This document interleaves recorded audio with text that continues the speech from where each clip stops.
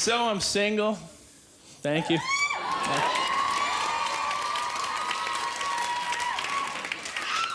I often think about my future wife and how lax she's been about getting in touch with me.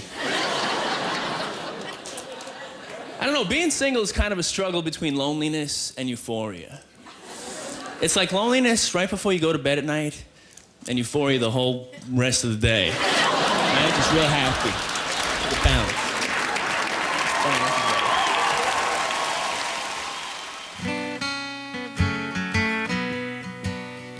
When the sun comes back and the first quail calls, follow the drinking gourd.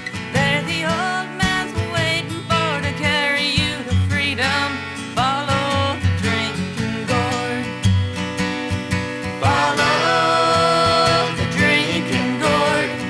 Follow the drinking gourd. Oh, the old man's waiting for to carry you to freedom. Follow the drinking gourd. Now the riverbank will make a mighty good road. The dead trees will show you the way. Left foot, peg foot, traveling on. Follow the drinking gourd. Follow the drinking gourd. Follow the drinking gourd. For the old man's waiting for to carry you to freedom. Follow the drinking gourd. That song's got significance. Mike Beno, the editor of Our Wisconsin Magazine, is here. And he's going to tell you the significance of that song. Now, Mike was here with us yesterday. We got a late start, so today we're going to finish up with some of the articles in this month's edition of Our Wisconsin Magazine. Mike, thanks for coming back. I appreciate it. Hey, Don, good to be here. That song is a powerful folk song done by many people. It's called Follow the Drinking Gourd.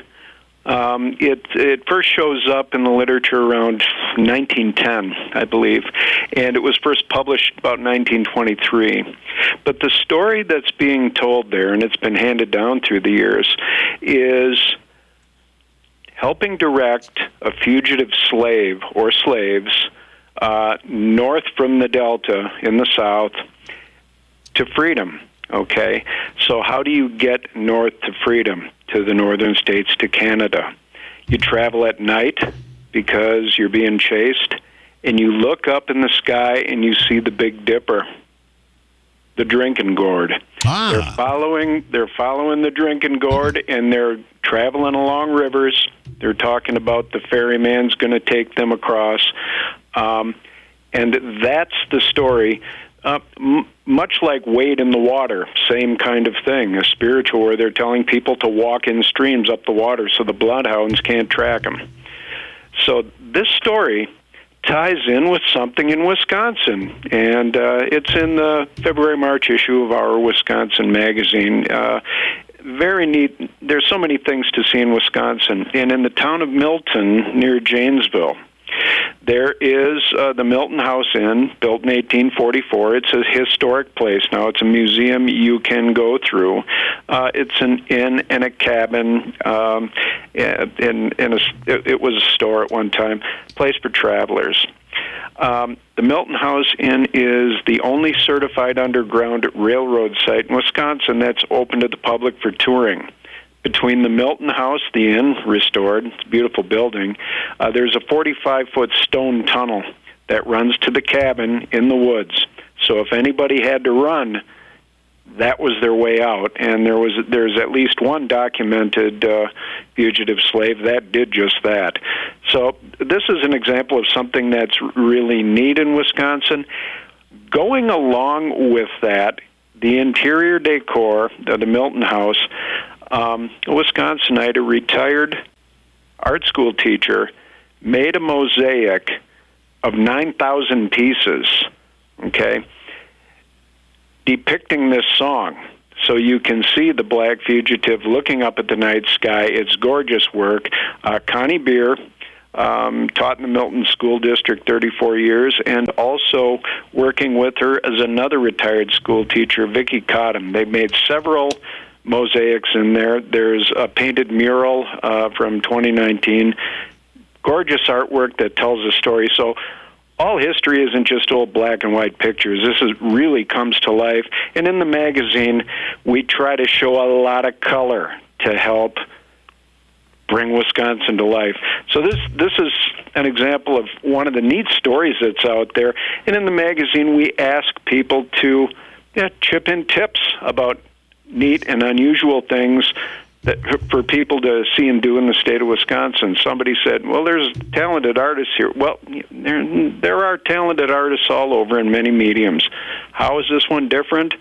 Here's a story, and what a powerful story it is. Well, not only do you have the mosaic displayed here, if you blur your eyes a little bit, you can see everything in there, but you also have a picture of the Milton House, and the tunnel is in here as well.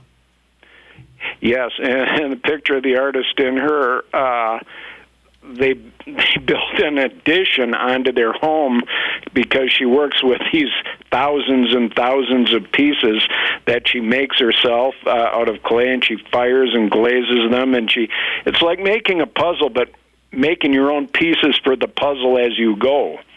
So it's interesting medium, and the detail they can put in with 9,000 pieces is astonishing. Oh, yeah. And you could see the mosaic here, or you can go to the Milton House, where it's actually hanging up, and see it in person if you want. So yes. That's just Milton's by Janesville, but people don't know where Milton is. And wow, it's magnificent. And again, when you blur your eyes just a little bit, you can see all the details in there. Yeah, it's just beautiful. That's gorgeous. You know what I like about the magazine, too? The old photographs. And the pictures we just saw were modern pictures just taken recently. But there's an ice skating club, the Wild Rose Ice Skating Club. It looks like these two young ladies here. I don't know the date of them. It looks probably like the 1950s. But you step back in time. I love doing that. Yeah, the Wild Rose is, it's in the central part of the state, out west of Oshkosh a little bit. And this small town, this is an example of somebody who has accepted taken our challenge to send in stories about something they remember that's cool from their past, or something that touches somebody, something that was once very noteworthy and maybe has been forgotten.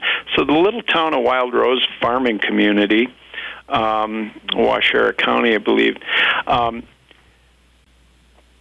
during the 1940s, you didn't have really much in the way of TV or much to do indoors during wintertime. And in dairy farming area, you work the cows and all that, but other than that, there's not a whole lot of recreation.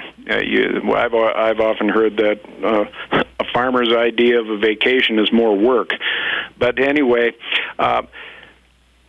for something to do in the wintertime, these kids decided they would go skating on the mill pond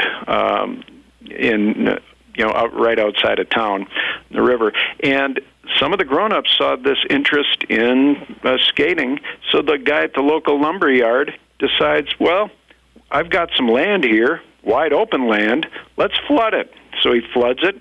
They make a rink. About 1948, Ernie Noak, who owned the lumber company there.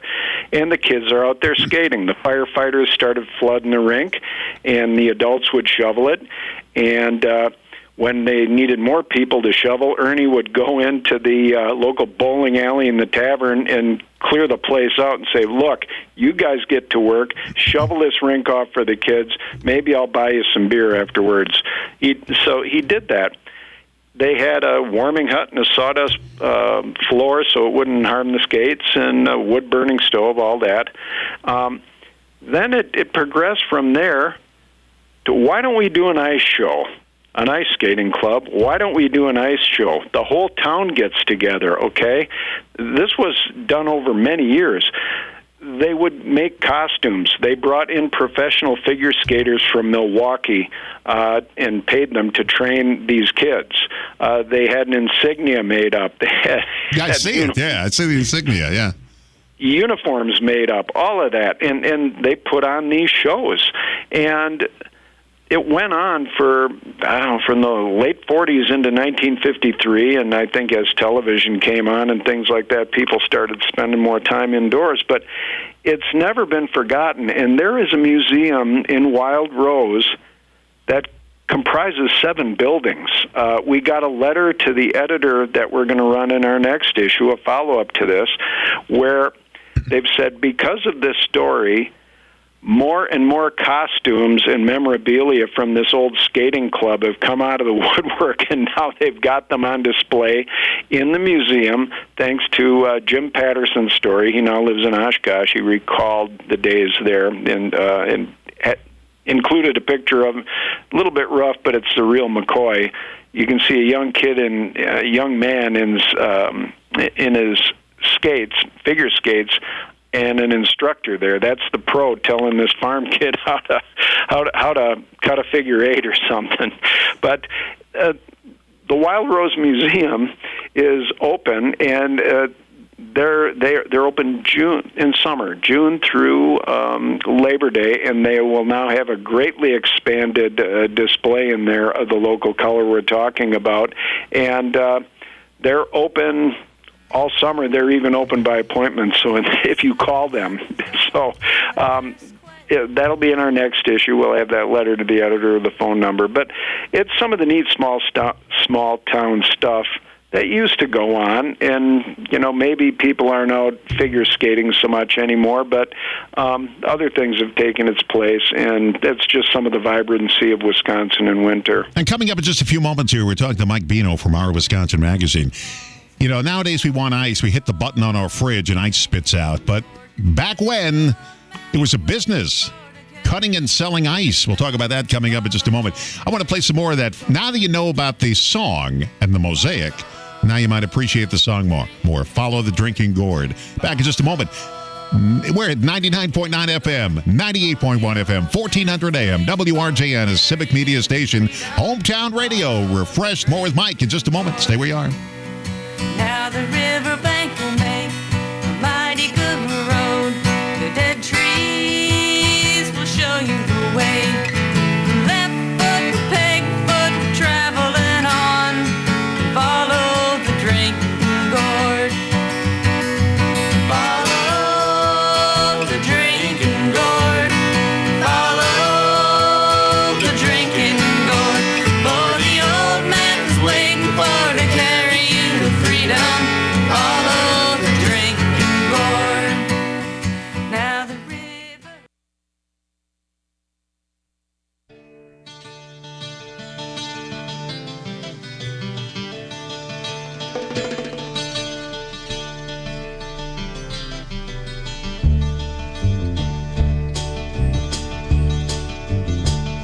If I were a carpenter and you were a lady, would you marry me anyway? Would you have my baby?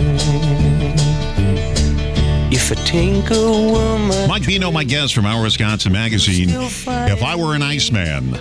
Now, this was a real job. I know young people today that can't imagine this, but it was a profession during the winter to cut giant blocks of ice out. You store them in an ice house, and I guess during the summer when you needed ice, you can get this giant block of ice. Of course, they don't do it anymore, but back when, it was a big thriving business. You have an article on that.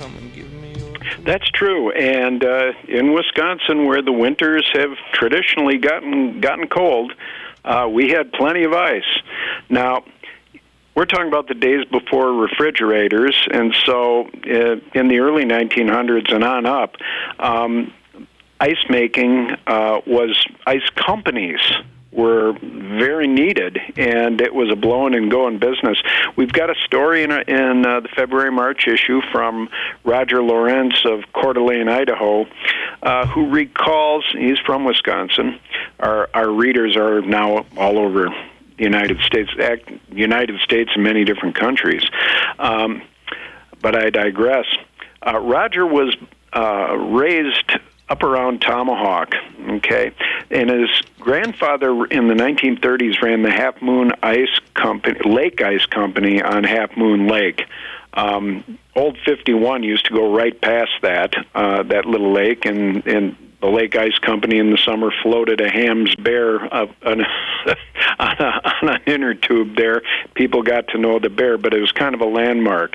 Lake Ice Company in the wintertime, though, when the ice got to 30 inches thick, 10 men would go out there, and they'd take a large circular saw and skids, gas-powered, and they would saw through that 30 inches of ice.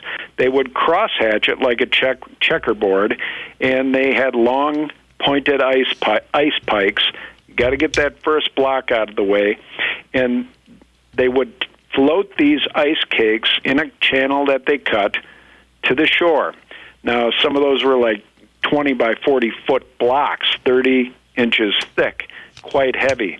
Okay, they pushed those chunks, and then they sawed them smaller, 2 by 4 chunks, which they called a cake, and then they would use a conveyor. Sometimes these were pulled up by horses on the other side. I think this particular company might have used a small gas engine, but they would pull it up a conveyor, elevate it, get it up high, and into an open roof structure, which is called the ice house. They would cover that over later. Load the cakes in there. Then they had sawdust.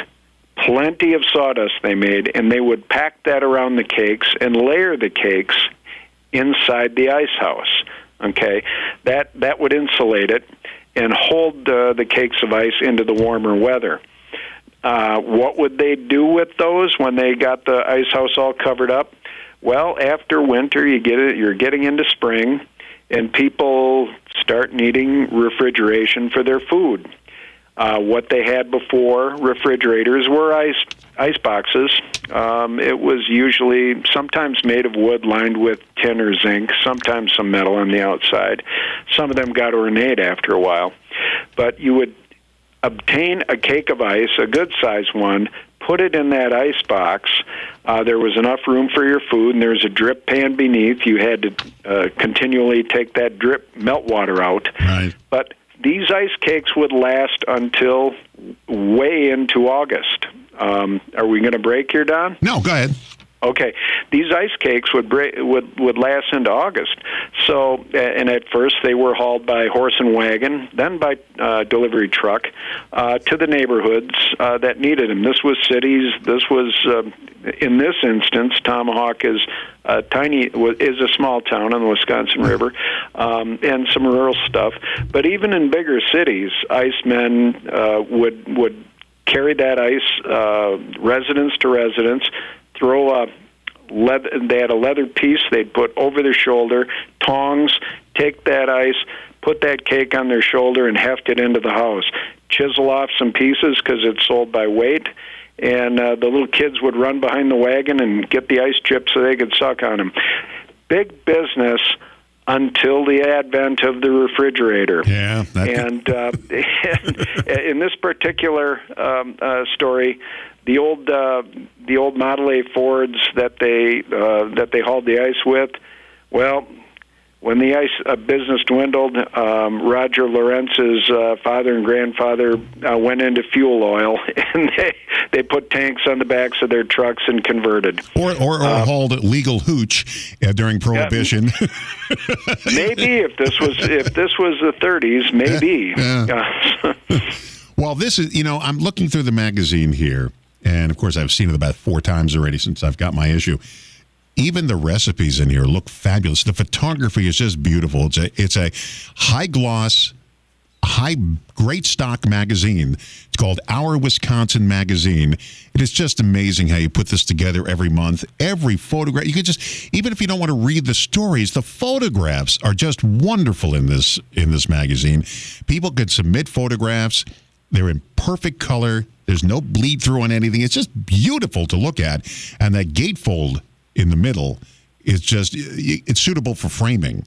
I mean, I would just take it out and just get a frame to hold those in. Thank you, Don. People do say that. Some people say that these are good enough to frame, or we've got this 3-page fold-out panographic in the middle of a beautiful scene in Wisconsin. We've got a winter waterfall in the current issue.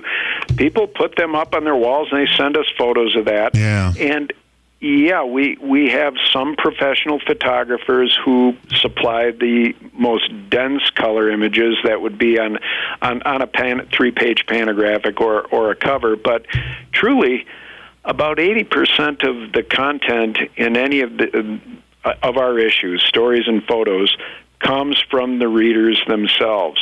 Why do we do that? Well, we want it to be neighborly. We want it to feel like a big conversation from all corners of Wisconsin. We invite everybody who's got a story. By a story, I mean something with a beginning, middle, and end. It's got to lead somewhere. It's got to be entertaining. Entertaining storytelling, usually people stories, is what we're after. There's nothing wrong with straight information like events and destinations, and some of that creeps its way into the magazine, and that's good. But that's not the emphasis. 10 great places to get an ice cream cone in the state. That kind of comes in the back door. What we want to do is tell people stories that are entertaining, and I just think that people like to read about people most of all.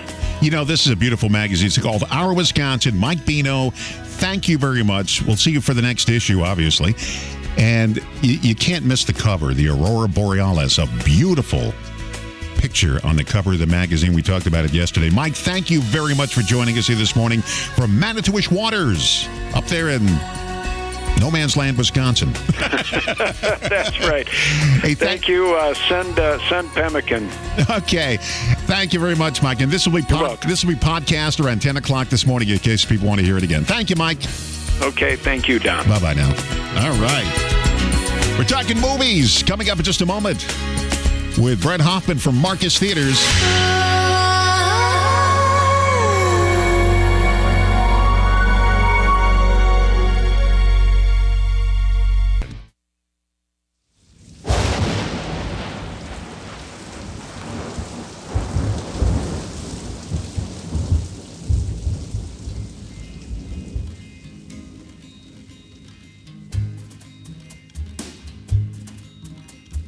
Raindrops, so many raindrops, it feels like raindrops falling from my eyes, falling from my eyes. Since my love has left me, I'm so all alone. I would bring her back to me, but I don't know. It's 7:35 on a Friday. You know what that means? Bret Hoffmann of Marcus Theaters is here to tell us what's playing at the movies. And by the way, before we even talk about what's coming to the movies, we already are all set now for, I guess it's the Fathom Retro Series. We are going to see on the big screen Gone with the Wind. Now, I've seen it before on the big screen. You ran it about 2-3 years ago. It's got the overture, the intermission. I bet you didn't know Gone with the Wind had an overture to it. It was a big roadshow presentation back in 1939. So you're going to run the complete roadshow version of Gone with the Wind on the big screen. And keep in mind, it's not a widescreen movie. It's like a small square on the screen because that's the way they shot them. And back in the late 60s, they decided to make it a big widescreen movie. The problem was that all the heads were chopped off at the top because it's not a widescreen movie. So you're going to show it in the original aspect ratio, the way it was meant to be seen in 1939. Then we're going to Rear Window. The Alfred Hitchcock classic's going to be on the big screen. And we can't wait for that, too. So you got a lot of older movies coming in, which are great. But we've got some new movies, including a couple that opened up on Valentine's Day and some new ones coming out. So let's run through the list here. What do you got? Yeah, and just to talk about that, so Gone with the Wind, it's the 85th anniversary of that movie. I can't believe that. And it's going to be beautiful up on screen. There's some special content from film critic Leonard Maltin that's going to be up on that one. That's early April, so watch out for that one. And then, as you said, Rear Window will also be coming out. And when we look at these movies, what great movies that are coming out. You really can't beat Gone at the Window. 85th anniversary for Gone at the Wind, the 70th anniversary of Rear Window that's coming out from Hitchcock. So those are coming out. It's April for Gone with the Wind. It's all the way in August for Rear Window, but that one's worth waiting for. All right, now I got to have 2 bits of trivia here. When you watch Rear Window, You've seen the movie, right? You've seen it. Of course. There's a window off to the left where the guy's playing the piano. He's the guy, the piano player in the thing. His name is Ross Bagdasarian. But he went under a different name later in the 60s and late 50s. He went under the name of David Seville with the Chipmunks. And that's David Seville and the Chipmunks. That's the guy who voiced Alvin, Simon, and Theodore. And I guess he couldn't make it as an actor, so he went with that. And they had the Chipmunk song and Alvin's harmonica and the TV show. So Ross Bagdasarian became David Seville and the Chipmunks. So that's a good little trivia question there. The other one is with Gone with the Wind. When I lived in Atlanta, I was picking my wife up, who worked at Davidson's department store, which was Macy's then. And I'm just waiting for it to come out. And I walk across the street and I see this warehouse, and I notice a facade on the building. And I said, wait a second. And I talked to some guy passing by. I said, is this a movie theater? He goes, it used to be. I said, is this the Lowe's Grand movie theater? He goes, yeah, it used to be. That Lowe's Grand is where they had the world premiere of Gone with the Wind, and Clark Gable stood outside in front of a microphone and said, I'm going in now to see Gone with the Wind with Margaret Mitchell for the first time. And that was the theater, the Lowe's Grand. And I was standing right in front of it on the spot where Clark Gable gave that talk, that famous speech before he went in to see Gone with the Wind for the first time. All right, enough with my trivia. Let's talk about the movies. Very good. Well, we have a few movies that are out. Let's talk about some. On Valentine's Day earlier this week, you had 2 movies released. The first one was Bob Marley, One Love. This is a drama musical about the life of Bob Marley. Interestingly enough, if you would have asked months ago, no one would have predicted that this movie will be the #1 movie of the weekend. But here it is. Audiences are enjoying this one, the story of Bob Marley. And that also was released along with Madam Web. And Madam Web is a Marvel film. It's released by Sony. It's a story that's adjacent to Spider-Man. It's about Cassandra Webb, who discovers she has the power to see the future. She has some clairvoyance, and she has to figure out how did she get these powers, where did they come from, and she also has to defend 3 young women that have similar powers from basically another force that she doesn't quite understand. So when you look at Madam Web, that movie is actually going to come #2 because Bob Marley is going to take #1 at the box office, which is really interesting. Now, let me say, I don't know the actor's name, but the actor who played Bob Marley has this guy down to a science. Even the dancing, the twirling that he did on stage, Bob Marley all the time. This guy is just a knockout. He is a fantastic actor. I don't know his name. I never heard of him before, but he is great playing Bob Marley. And by the way, one of the executive producers of that Bob Marley movie is Brad Pitt. See, you come on this program, you learn a lot, don't you? That's because I watch the credits when they roll, and it says Brad Pitt, executive producer. So you live. Go ahead. The gentleman that plays him has had a lot of experience. His name is Kingsley Ben-Adir, and he's been in everything from the TV series Peaky Blinders. He was in Barbie this past summer. Oh, was he? Oh, okay. When you look, and he's got an extensive resume on there. So he's been around, but you're right. He does nail Bob Marley. Boy, and I'll tell you something. Even when I saw him on stage, at the end, they show you the real Bob Marley, and you can compare them side by side, and wow, he is really good. He really nailed it. All right, so we got some new stuff coming out, too, right? Yeah, that's right. So today we also have Land of the Bad. This is a movie starring Russell Crowe and Liam Hemsworth. It's an action thriller. It has to do with an Army Special Forces team that get caught in an ambush, and their hopes lie with an air traffic controller, and who's played by Liam Hemsworth, and a drone pilot that's played by Russell Crowe, and they have to guide them through this brutal 48-hour battle for their survival. That's Land of the Bad. That's an action film that's coming out, again, starring Russell Crowe and Liam Hemsworth. And then you have The Chosen, Season 4, and this is episodes 4 through 6. So The Chosen Season 4 is playing this entire month. For a couple weeks, we had episodes 1 through 3. Now we have 4 through 6. Really getting some great reviews on screen, and a lot of people are coming out and enjoying this on screen. And let me tell you, don't worry if you missed episodes 1 through 3. If you're loosely familiar with the life and times of Jesus Christ, you can figure it out. You'll be able to jump right in and figure this out. So, there's a book you can follow which will tell you everything. It's the best-selling book in the history of books, the Holy Bible. You can't figure it. I saw the. We were there for episodes 1 through 3 of season 4. They do give an intermission. between two of the episodes. So you do have time to get out there. They put a clock on the screen, so you do have time to, if you got to use the restrooms or to refill your popcorn or refill a soda, they do give you time to do it. It's not just 3 straight hours like it was with the Martin Scorsese movie. You get a bathroom break here. But it is very good, and the actors are just great in this film. And, you know, it's based upon the Bible, and you can follow along with it, and it's very good. The actors are great in this film, too. It's all filmed in Texas, by the way, right outside San Antonio, I guess, or Austin. So, yeah, it feels like you're in the Holy Land, but you're really not. You're in Texas. So it just feels different. And by the way, at the beginning, they do a behind the scenes. So you get to see all the sets. They take you through with a drone, through the costuming department, through the sets. And it's interesting how they do that, how they built this whole thing in Texas to make this series. But anyway, go ahead. I interrupted you. No, so it's great to see this on screen. It's going to play all month. We'll have 7 and 8 in a couple of weeks, episodes 7 and 8. But go see that movie if you're interested in that content, because people are really having a good time together at the theater watching it. And we have another thing for people to come together. So it's called Peppa's Cinema Party. This is the 20th anniversary celebration of Peppa Pig. That's, if you have young children, you'll know Peppa Pig. And this time we get 10 never-before-seen episodes. We get 11 interactive entertainment sequences, so kids and the whole family can enjoy what's going on. They can dance, they can talk in the theater. It's a very acceptable environment for your children to make noise and have fun watching Peppa Pig, and for parents to be together while that happens with them.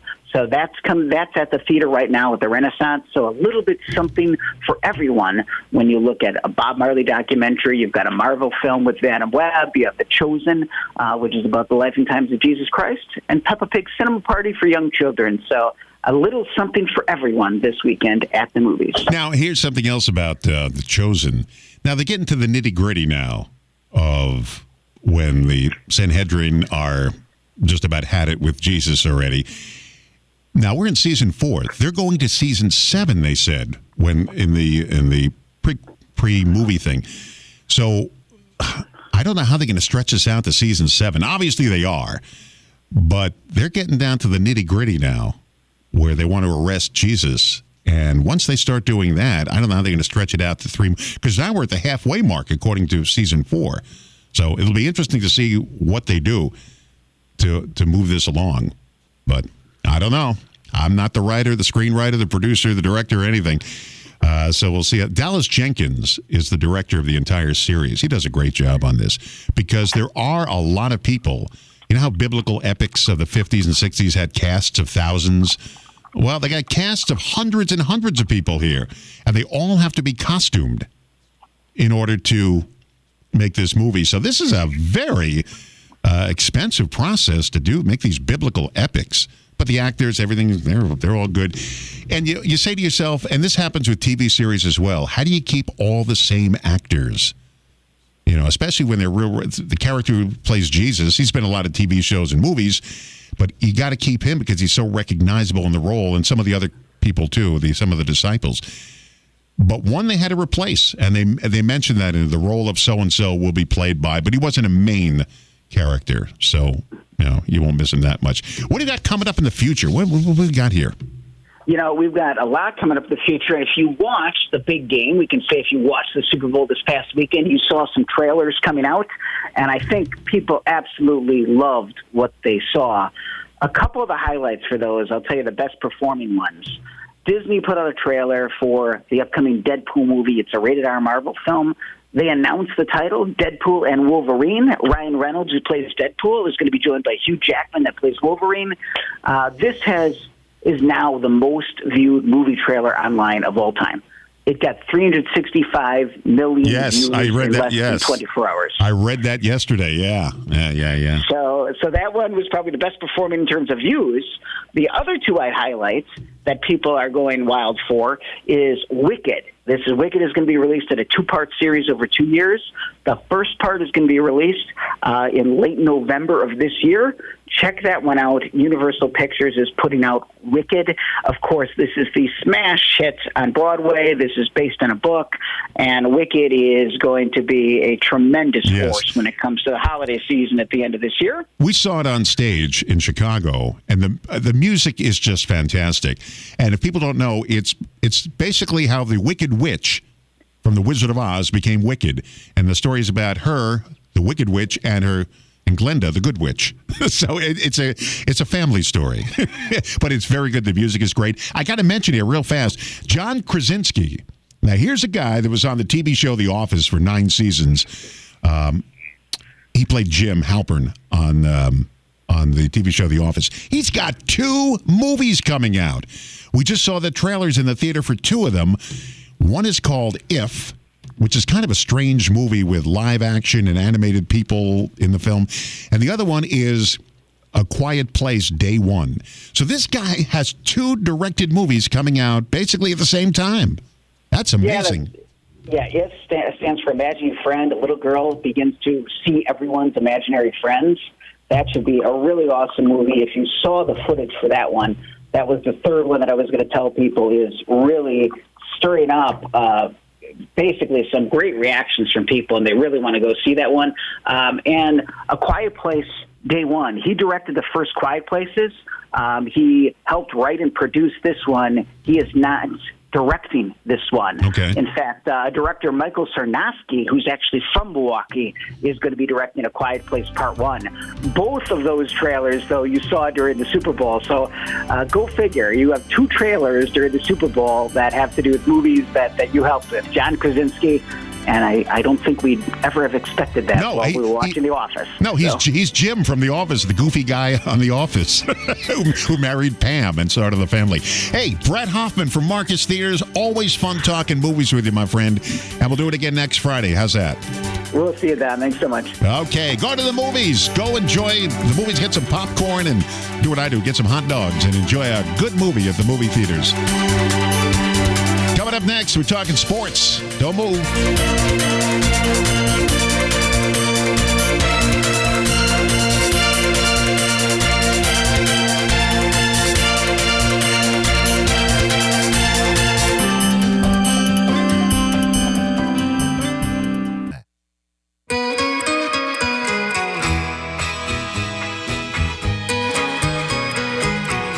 When I see her coming down the street, I get so shaky and I feel so weak. I tell my eyes, look the other way, but they don't seem to hear a word I say, and It's 7:51 at WRJN Radio. This year's Wisconsin State Fair is going to be a bit fluffy. Comedy superstar Gabriel Iglesias hits the main stage on Thursday, August 1st. Get ready for a night of nonstop, gut-busting laughter you won't want to miss. Tickets go on sale next Friday, February 23rd at 10 a.m. But guess what? WRJN's giving away tickets all next week between 6 and 8 a.m. That would be me. Gabriel Iglesias returns to the Wisconsin State Fair Thursday, August 1st. Save the date, mark your calendars. And remember to tune in to WRJN every day next week for your chance to win a pair of tickets to see Fluffy. All right. This is great news. All right. We're giving away tickets all next week here in the morning. Let's say hello to Mike Clemens. Are you back home yet from Vegas, or are you still out there gambling your house away? And your kid, I got back Wednesday. And your kids' college tuition money. Yeah, right. No, I got back Wednesday because the reason is, I'm freelance, so I pay. I'm my own business. I pay with. It would have cost me $1,000 more if I tried to leave on Monday or Tuesday. As a matter of fact, they were saying that it was record traffic at the Harry Reid International Airport there in downtown Las Vegas on Monday and Tuesday. It was crazy. It was like 3-4 hours to get through TSA and all that. And I'm glad I waited until Wednesday. So guess what I did? I had, covered the game, did it all-nighter Sunday night into Monday, fed reports to all of our stations in the company, etc. Tuesday night, the night before I got back on the plane, I had some time off. And so I put a little thing on Facebook saying, hey, I'm in Vegas. I haven't been out here in a while. Maybe there's something unique that you would do. What would you do? Okay, let me Let me tell drive you out of town and go to the Red Rocks. Like, okay, that's good. And then there's an art museum. It's kind of an immersive thing, like that Van Gogh show that was out a couple of years ago. It's called Meow Wolf, and it's just like crazy animated modern art. It's hard to describe, but I looked up it on the website. It looked really cool, and I thought, that's probably something I want to see with family. And then I got a tip, and so I went to the Tropicana, and I went to the Laugh Factory, and I saw Rich Little. the real Rich Little or an impersonator of Yeah. Rich Little? Oh, wow. No. Okay. The real Rich Little, who comes on stage at 6:30 and does like an hour and a half show, and he's got all these video clips. Did you know that, so he grows up in Canada, but gets into show business. He gets discovered by a producer who's on CBS, and his first thing in America was on the Judy Garland show. She had a variety show in '64, the same year as the Beatles, on CBS, and that's how CBS sort of discovered him, and then they put him on the Sullivan Show regularly, and then the Tonight Show, and he had all these great stories about Johnny Carson, and working with Dean Martin and all those guys. Don Rickles did all of his impressions, talked about, and they would play clips of him working with some of those people. It was great showbiz stuff, and I wish I could say, hey, go out and see that show, except at the end of this month, they'll be closing the Laugh Factory because they're tearing down the Tropicana, built in 1957, one of the early resorts out there, casinos, to make way for the new Oakland A's baseball stadium in Las Vegas. Oh, wow. Vegas is always being torn apart and rebuilt. I mean, it's constantly being done.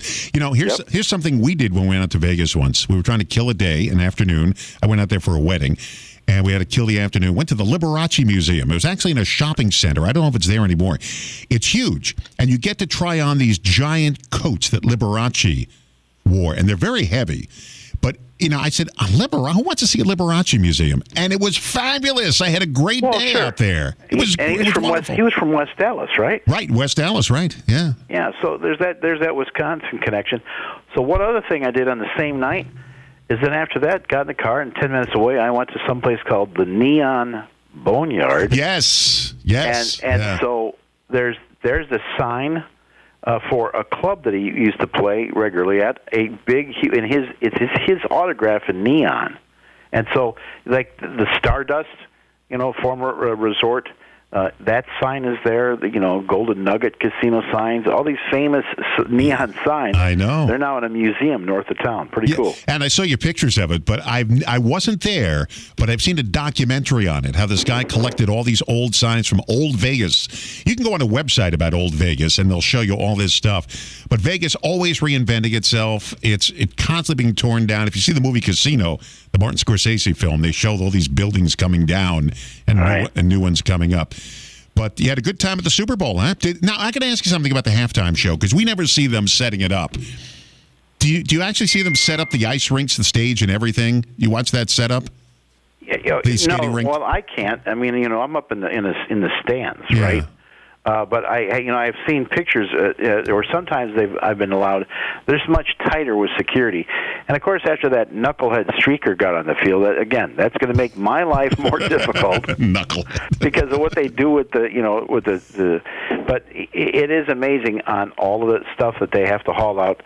The rehearsals, they'll do that for like 6 weeks. They bring in a lot of volunteers, usually from the community, that to sign up like a year in advance and go through all kinds of training, like because it's a fire drill.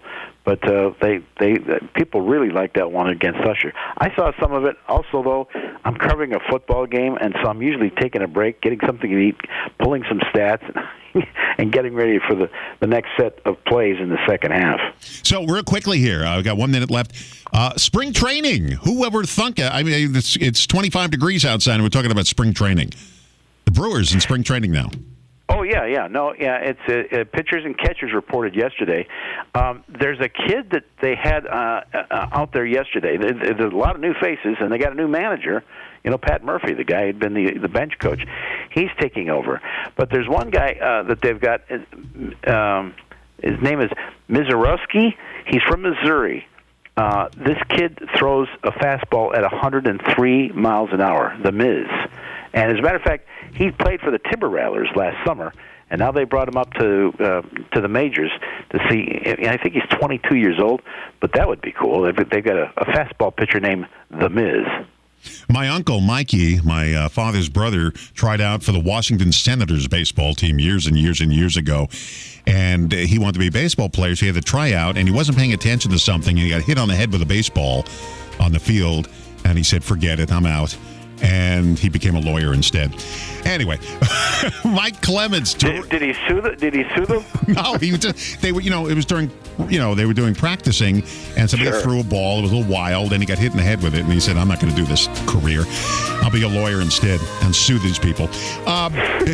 Mike Clemens, thanks a lot, here every Friday to talk sports, and we just wrapped up his Super Bowl trip, and I'm glad you had a good time out there. All right, Mike, talk to you next Friday once again. Thanks, Don. Have a good weekend. You too. Mike Clemens, watching Sports for us here. It's 7:58 at WRJN. I'm Don Rosen. I will catch you once again Monday morning, bright and early, 6 o'clock. Right here at WRJN, Hometown Radio Refreshed, a civic media station. Have a great weekend. Be safe.